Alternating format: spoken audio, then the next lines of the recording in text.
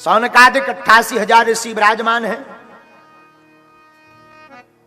और सौनक जी प्रश्न करते हैं। श्री सूत जी अवस्था में जरूर छोटे हैं, पर श्री सूत जी उसका उत्तर देते हैं। कलयुग में अज्ञान के अंधकार को मिटाने वाली भागवत, बुरा मत मानना, बहुत से लोग कहते हैं महाराज कथाओं से क्या होता है, इतनी कथाएं हो रही, 1-1, 1.5 करोड़ का खर्चा, इससे अच्छा है कुछ और करो।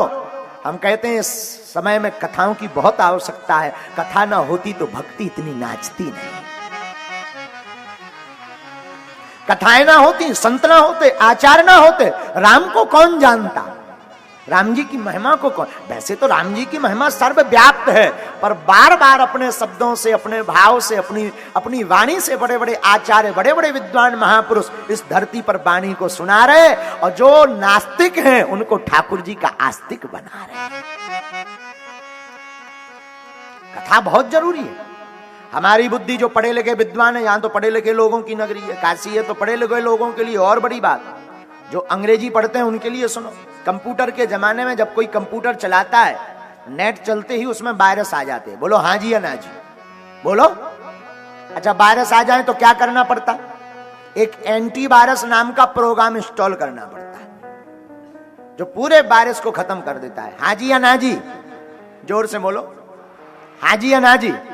तो एंटीवायरस नामक प्रोग्राम जो है इंस्टॉल करो तो सब वायरस खत्म हो जाते हैं। उसी प्रकार संसार सागर है ये, और माइंड है हमारा कंप्यूटर। इस माइंड रूपी कंप्यूटर में संसार सागर के अनेक वायरस घुस जाते हैं, पर जो कथा रूपी प्रोग्राम इंस्टॉल कर लेता है उसके सब वायरस खत्म हो जाते हैं। तो मस्तिष्क के वायरस को मिटाने के लिए भी भागवत की कथा क्या है, जोर से बोलो, जरूरी है। हाँ, लेकिन कथा भी जो भाव पूर्वक सुने हो। कई लोग ऐसे होते हैं जिन्हें आ गए तो बोले चलो 3 घंटा तो पास होंगे समय। कई लोग तो टाइम पास कथा में। हाँ, कुछ लोग तो इसलिए आते हैं, बोले वाह पड़ोसन जा रही, हम क्या कर भी करें, इसलिए भी कुछ।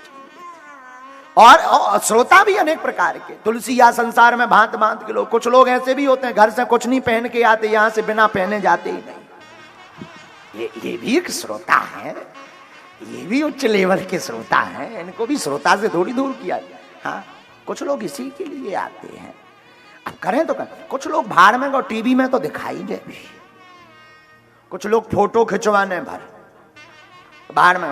मंच पर चढ़ने की बात क्या है, और कुछ नहीं, मंच पर चढ़ने ही इसीलिए कि दुनिया देखे कि हम बिल्कुल बागेश्वर गुरु जी के बगल में हैं।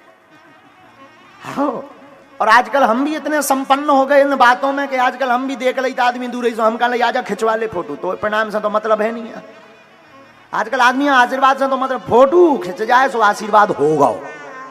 हाँ, एक बार एक चेला आओ तो कान में माला टांगा तो माए मोकर तो खींचियो खींचियो, हम कहीं माला तो ढंग से टांग, घरे की जगह कान में लटकाए, कान और टूट जाए।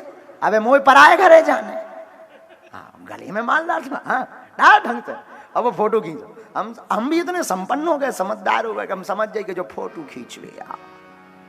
तो कथा बहुत आनंद, कई लोगों को लाभ कथा से। साउंड सर्विस वालन के बाल बच्चे कथा से पल रहे, टीवी वालन के बाल बच्चे कथा से पल रहे, भंडारा बनाने वालों का भोजन और उनका परिवार कथा से पल रहा, टेंट लगाने वालों का परिवार कथा से पल रहा, ठिलियां दुकान खोलने वालों का परिवार कथा से पल रहा। एक कथा कितनों को रोजगार नहीं दे, लेकिन कथा व्यापार नहीं है।